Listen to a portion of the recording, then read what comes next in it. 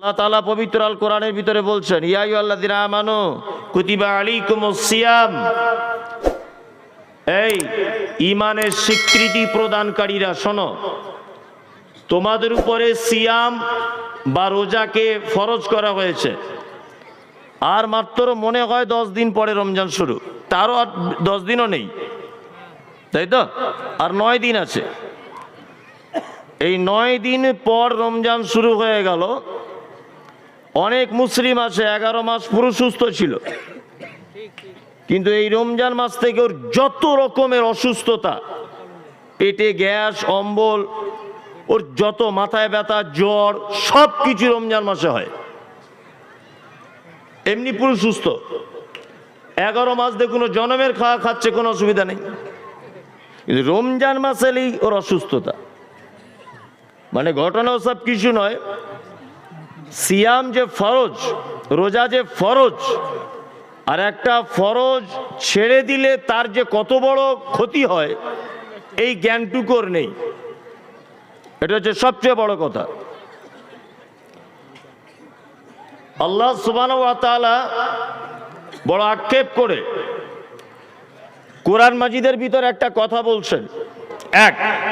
এই যে রমজান মাস আসছে, এই রমজান মাসে যারা সিয়াম পালন করবে, চলতি শব্দ ব্যবহার করছি, যারা রোজা রাখবে, আল্লাহ নবী সাল্লাল্লাহু আলাইহি ওয়াসাল্লাম বলছেন জান্নাতের ভিতরে একটা জান্নাত আছে, তার নাম রাইয়ান, লা ইয়াদখুলুহু ইল্লাস সাইমুন। ওই জান্নাতে কেউ প্রবেশ করতে পারবে না, শুধু সিয়াম পালনকারী, অর্থাৎ রোজা যারা রাখে তারাই জান্নাতে ঢুকবে, আর কেউ ঢুকতে পারবে না। 4 বার হজ করনেওয়ালা লোক এই জান্নাতে চান্স নেই। 10 লাখ টাকা দান করেছে, এই জান্নাতটায় ঢুকতে পারবে না, কারণ এই ইবাদতটা খুব কঠিন ইবাদত। স্বামী স্ত্রী মিলন বৈধ না অবৈধ? বৈধ, তাই তো? দিনে রাতে সকাল দুপুর যখন ইচ্ছা আপনি আপনার বিবির সঙ্গে শারীরিক সম্পর্ক করতে পারেন, কোনো বাধা নেই। শুধু সে যতদিন অসুস্থ থাকবে ততদিন ভিন্ন ব্যাপার, আপনি তার ধারে পাশে যাবেন না, মানে শারীরিক সম্পর্ক করবেন না, আপনি এমনি ওর কাছে থাকবেন, অসুবিধা নেই। তাহলে এটা বৈধ। রমজান মাসে দিনের বেলা যদি কোনোদিন ভুল করে, এগুলো লজ্জা নয়, জেনে নিতে হবে, দিনের বেলা কোনোদিন যদি আপনি আপনার স্ত্রীর সঙ্গে শারীরিক সম্পর্ক করেন, আপনাকে কোরআন জরিমানা করে দিয়েছে। আল্লাহ জরিমানা কি না, শাহরাইনে মুতাতাবিআইন, 2 মাস পর পর তোমাকে রোজা রাখতে হবে, 60টা রোজা, মাঝে একদিনও ছুট দিলে হবে না। 60টা রোজা জরিমানা। ও 30টা করতে গিয়ে এই অবস্থা, তাহলে 60টা করবে কি করে? এটা একটা ব্যাপার। 60টা রোজা যদি রাখতে না পারে, তাহলে 60 জন মিসকিনকে খাওয়াতে হবে। এটা যদি না পারে, একটা গোলাম আজাদ করে দিতে হবে। এটা হচ্ছে দিনের বেলা রমজান মাসে কেউ যদি স্বামী স্ত্রী মিলন করে জরিমানা। রাতের বেলা ইফতারের পরে সাহারি খাবার আগ পর্যন্ত বৈধ, আপনার কোনো পাপ নেই। ফজর আগে আবার গোসল করে নেন, কোনো অসুবিধা নেই। তাহলে বৈধ জিনিস, রমজান মাসে স্ত্রী পাশে আছে তবুও তার গায়ে হাত দিতে পারছেন না, ভয় করছেন কার? আল্লাহ।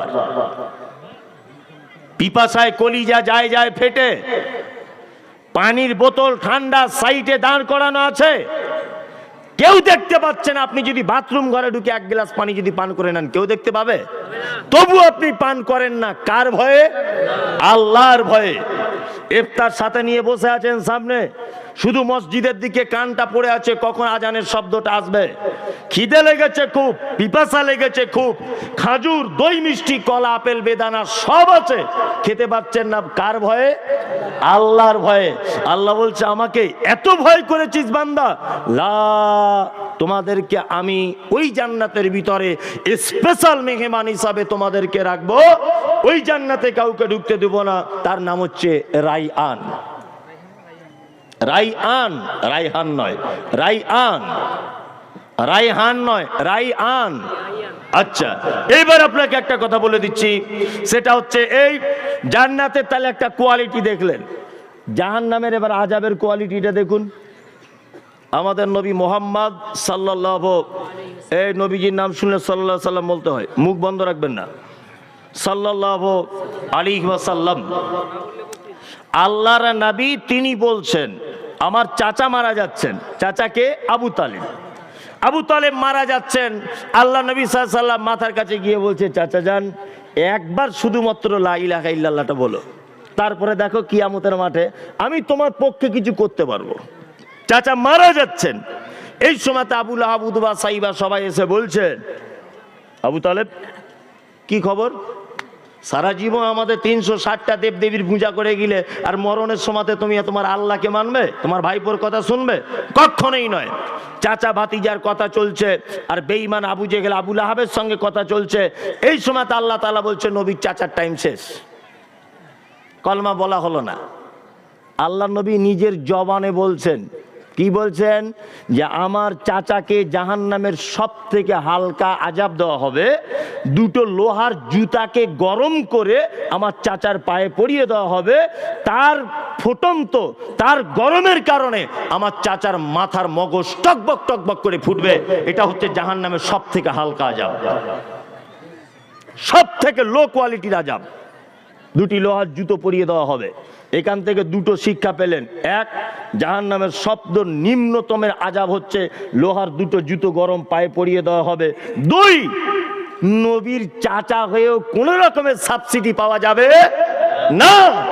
আরে নবীর চাচা হয়ে বাঁচা যায় না, আরে বলছে হুজুর বাঁচাবে। তোমার হুজুরেরই 12টা বাজাবে কিয়ামতের মাঠে। নবীর চাচা হয়ে বাঁচা যায় না, আর এ বলছে আমার হুজুর বাঁচাবে। কিসের হুজুর তোমার? কে তোমাকে বাঁচাতে পারে? কেউ বাঁচাতে পারে না। আরে সারা পৃথিবীর সব থেকে বড় হুজুর হযরত মুহাম্মদ সাল্লাল্লাহু আলাইহি ওয়াসাল্লাম।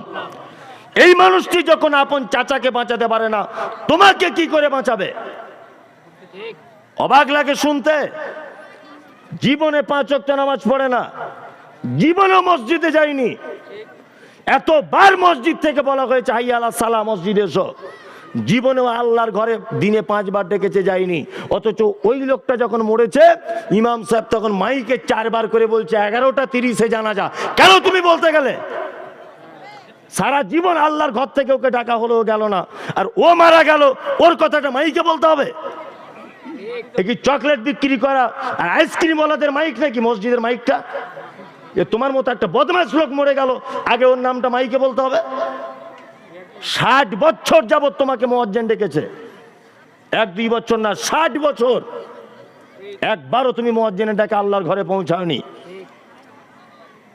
আর এই লোকটা মারা গেছে, মুয়াজ্জিন মিষ্টি করে বলছে 11:10-এ মাটি হবে। ওর মাটি হবে, তুমি কেন বলতে গেলে? 60 বছর মুয়াজ্জিন ডাকতেও যায় না। মারা গেল লোকটা, আর ইমাম সাহেব দাঁড়িয়ে দাঁড়িয়ে জানাজার সামনে বলছে আসসালামু আলাইকুম ওয়া রাহমাতুল্লাহ। সবাই বলছে ওয়ালাইকুম। ইমাম সাহেব কাঁদছে আর কি। ও নিজের বাপ মরে গেলে কাঁদে না, ওর মা অসুস্থ কাঁদে না।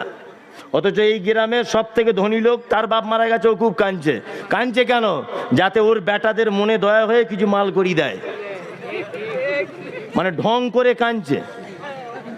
বলছে আমাদের সাইফুল চাচা মারা গেছে, খুব ভালো লোক ছিল, দোষের দোষ শুধু নামাজ পড়তে পারিনি, আপনারা আল্লাহর রাস্তায় ক্ষমা করে দেবেন, আর ঋণ টিন কেউ করে থাকলে একটু মাফ করে দেবেন, রব্বানা আতিনা।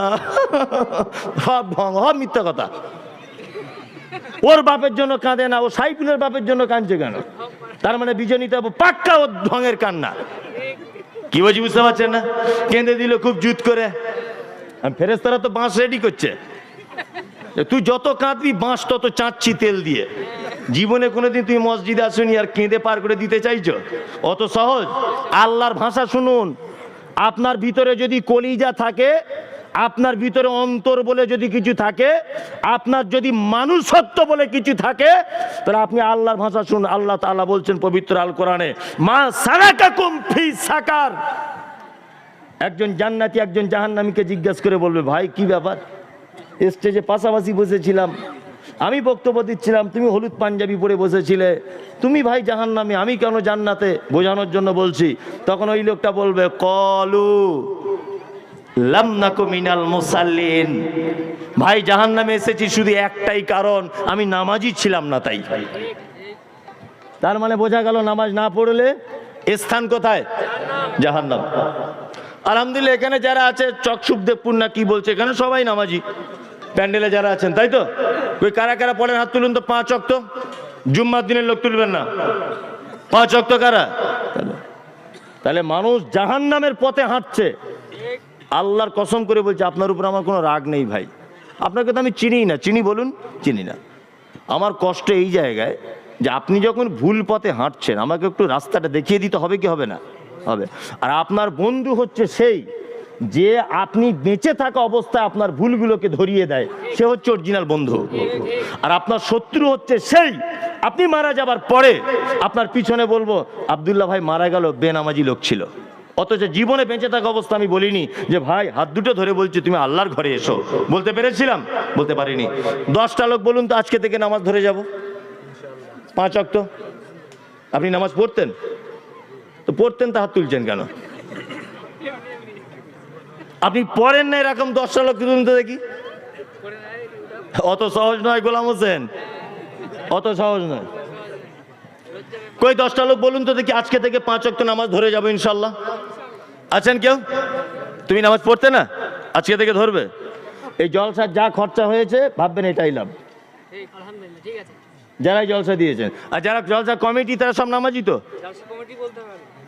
এরা সব নামাজ পড়ে তো? এই গ্রামের ইমাম সাহেব কে আছেন ভাইজান? কই? আপনি তো ভালো বলতে, আপনি কমিটির লোক নামাজ পড়ে তো? কেউ কেউ পড়ে আর কেউ কেউ পড়ে না। হ্যাঁ, তাহলে আশ্চর্য ব্যাপার। একটা কথা আছে আমাদের দেশওয়ালি ভাষাতে, যার বিয়ে তার পাত্তা নেই, পাড়া প্রতিবেশীর ঘুম নেই। হ্যাঁ, এই যে জলসাটা দিচ্ছে মানুষকে ভালো করার জন্য তো। হ্যাঁ, নিজেকে তো আগে ভালো হতে হবে। হ্যাঁ, ঘটনা কেমন জানেন তো? কিছুদিন আগে দেখছি মালদার এই সাইডে শাহরুখ খান দেখছি একটা রড নিয়ে এইরকম করে দৌড়াচ্ছে, দৌড়াতে পারছে না। আর পাশে লিখছে 100% মজবুতি, যে খরিদেগা ওই চিনেগা। যে কিনবে ও মালই চিনবে, তাছাড়া আর কেউ চিনবে না।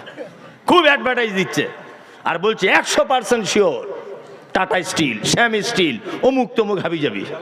অ্যাডভার্টাইজ দিচ্ছে কে? শাহরুখ খান। অথচ শাহরুখ খানকে যদি বলা হয় যে মশলা দিয়ে কোনোদিন রড গেঁথে দেখেছ? জানি না, রড চেনি না। চেনে? কোনোদিন দুমড়ে দেখেছে? দেখেনি। কিন্তু অ্যাডভার্টাইজ দিচ্ছে কিছু মালের জন্যে। আজকে গোটা সমাজ অধঃপতনে। বক্তা মাল কামাতে এসেছে, ভালো করে বুঝবেন। সভাপতি ও একটা উদ্দেশ্য নিয়ে এসেছে। এই জলসা যারা দিচ্ছে এরা ভাবছে কিছু টাকা পয়সা উঠবে, মসজিদ চালাবো, ভালো করে বুঝবেন। সবাই ধান্দায় ঘুরছে, মানে সবাই আমরা দিচ্ছি ধর্মেরই অ্যাডভার্টাইজ, কিন্তু আদেও আমরা কেউ জানি না এই ব্যাপারটা, শুধু অ্যাডভার্টাইজই দেওয়া হচ্ছে।